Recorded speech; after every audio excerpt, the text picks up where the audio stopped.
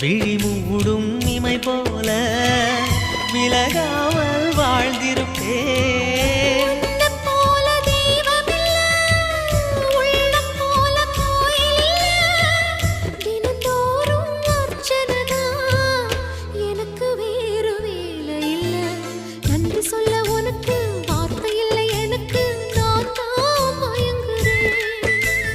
என்னுடைய மனச தந்துவிட்ட பிறகும் ஏம்மா கலங்குற?